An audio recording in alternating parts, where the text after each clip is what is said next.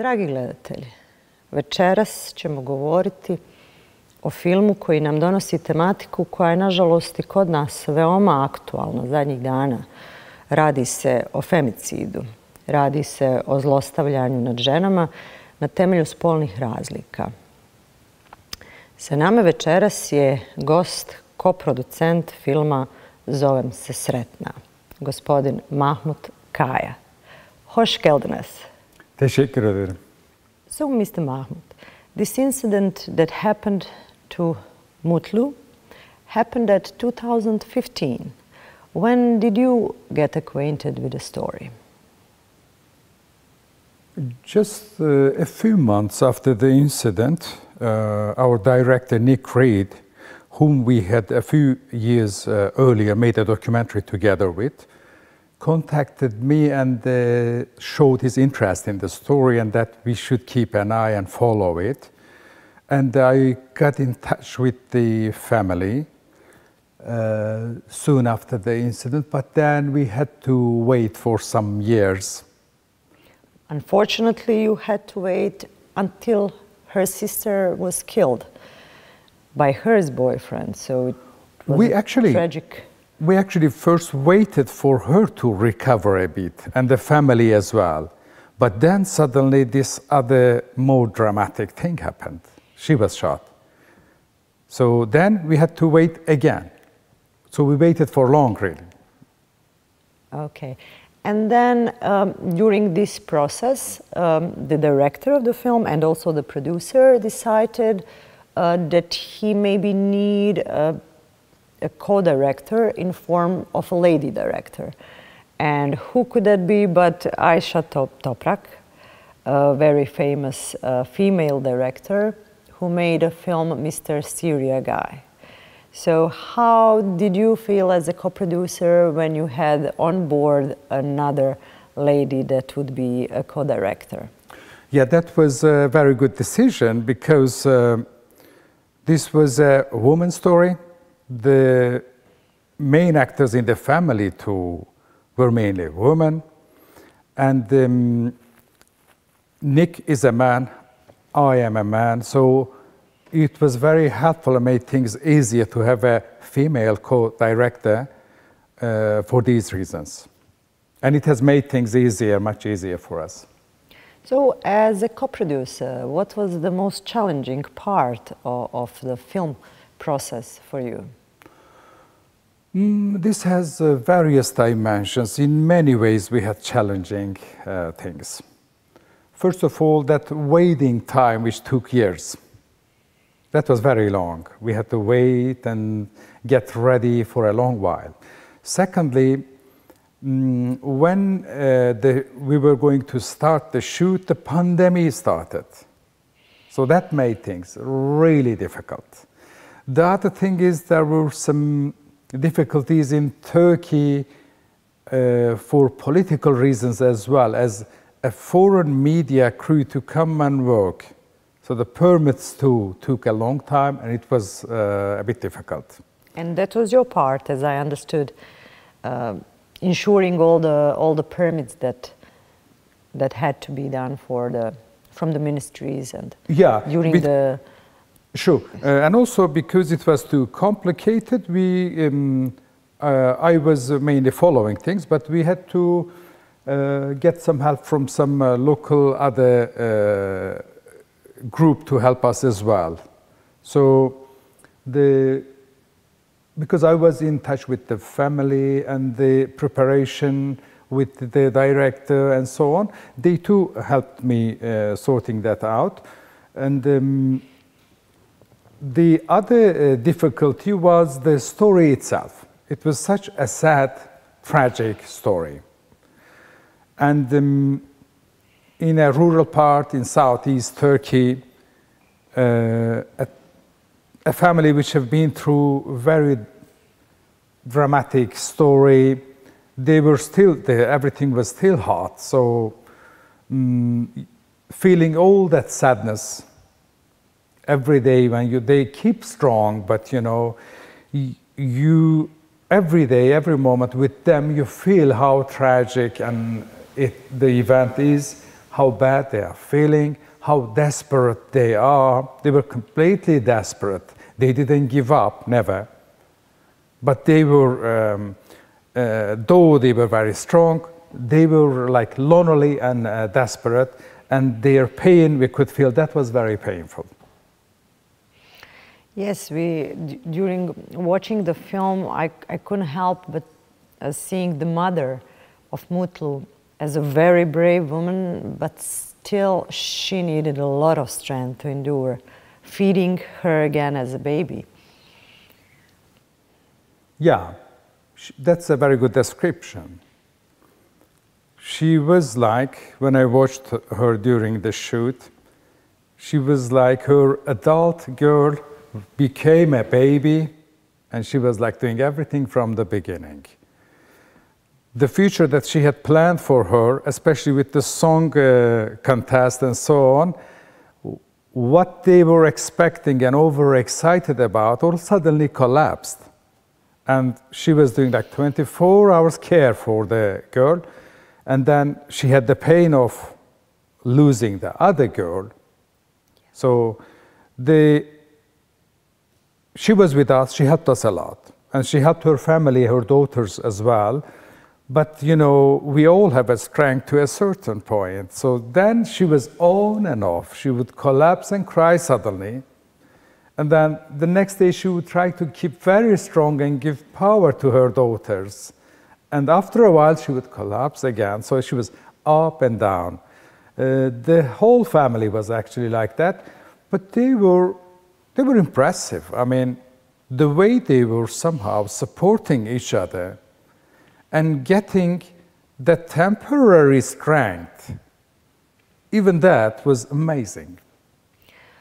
Her brother Hakan is a very gentle young man and still very masculine. And he's kind of proof that it's not really in man's real nature to be hostile. So he made a big point just by showing his character during the film. Exactly. And he's a very young boy. And he's lost his sister. The other one is paralyzed and a lot of health problems at home.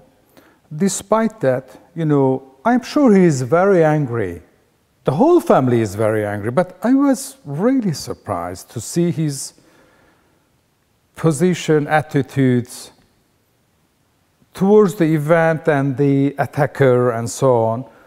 He was very mature and he was very reasonable. And though he's too young, the way he controls himself, his aggression and so on, was really mature.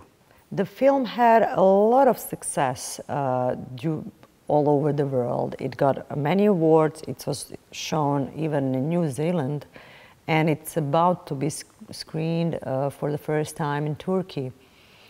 What do you think will happen in the future with this film? Yes, it has got good success across the world because it's a deep inside story. It's telling a lot, and we worked hard to do this. In Turkey, as you may be following, there's a big women's struggle, women mobility. In many parts of the world, it's increasing every day. So on the women's side and the family side, the film is very important to make their voice heard, to give them some strength and tell their story. This is the family too, expressed this many times. It's their aim as well, to make us heard, they were saying. On the other hand, the women's rights have politically been in trouble in Turkey, like the cancellation of Istanbul Convention and so on. So the authorities side, they may dislike the film, but for the old women in Turkey, I think it's very important, this film. Dear Mr. Mahmoud, thank you very much for your time, and I wish you a lot of success in your future project, as well as you had it until now. Thank you very much. Thank you very much. It was my pleasure. Dragi naši gledatelji, hvala vam i za vaše vrijeme koje ste odvojili za ovu tešku temu. Junakinja filma Mutlu Kaja je danas aktivna na TikToku i ima preko 1,5 milijuna obožavatelja i koristi svaki svoj trenutak da podigne glas u ime onih žena za koje nema ko da govori. U nastavku pogledajte što se događalo danas na Al Jazeera dokumentarnom filmskom festivalu.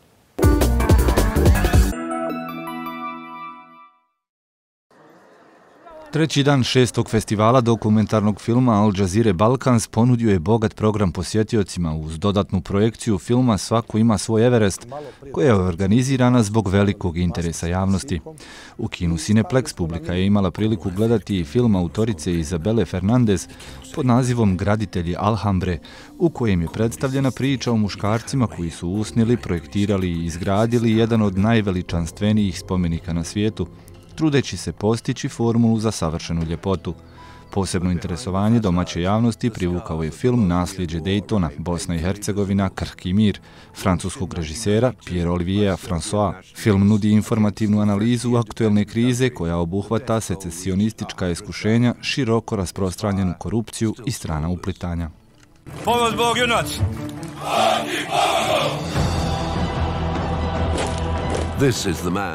I ove godine organiziran je trening za mlade autore na kojem Al Jazeerin video novinar Faris Bajrić studentima filmskih akademija, mladim novinarima i producentima približava načine na koji se mogu baviti sadržajem koristeći se pametnim telefonom pri snimanju dokumentarnog filma. U Sarajevu sam u više navrata dolazio u nadi da nešto novo vidim, iskusim, naučim i svaki put kad dođem nešto novo se i vidi. Generalno te neke ideje koje se nama prožimaju kroz ove radionice su teške i trebaju biti radi dokumentarnih formi, tako da će moja ideja biti sigurno nešto što se tiče ljudskih nekih patnji ili tako nekih dešavanja. Drugi je dan našeg treninga, već trening se održava duži niz godina koji prati AJB DOC festival. Na drugom danu obično radimo praksu, tako kao što vidite polaznici su izašli sa svojim mobilnim telefonom i danas imaju zadatak da snime film koji ćemo u toku dana onda izmontirati, privesti kraju taj finalni proizvod i analizirati na sutrašnjem danu. S obzirom da je grupa izmiješana, tu imamo ljudi koji trebaju učiti osnove, a imamo i ljudi koji su već profesionalci, tako da mi nekako pokušavamo proći sve od početka do kraja, to znači od planova, kadrova, filmskog jezika, upotrebu mobilnog telefona, aplikacija, snimanje zvuka, montaža, pisanje sinopsisa, scenarija, knjige, snimanja. U suštini prolazimo jedan cjelokupnu tu strukturu kako bi se mogao iznijeti jedan prilog. Dokumentarni film Selo je moje, autora Jasmina Brutusa, pobjednički je projekt prošlogodišnjeg treninga, a svoju premijeru imao je u sklopu programa Smart Doc. Jučer su emitovala 2 filma od naših polaznika koji su kurs završili prošle godine. Naravno, mi smo svi odavde otišli na premijeru i pregledali smo, jer je to jedan bitan aspekt. Posle filma su obično vlada euforija, učesnici su nabrijani, kako bi rekli, i žele i hoće da napravi što bolji film. Tu imamo čak i polaznika koji već imaju neke svoje filmove, tako da mislim da će na kraju krajeva da je ovo jedna uspješna, recimo, generacija ovog AJB treninga. Nakon treninga svim učesnicima biće dodijeljeni certifikati Al Jazeera Media instituta. Također, učesnici će od završetka treninga imati 30 dana za razradu ideje za snimanje dokumentarnog filma pametnim telefonom, a najbolje ćemo sigurno imati priliku gledati na narednim izdanjima festivala.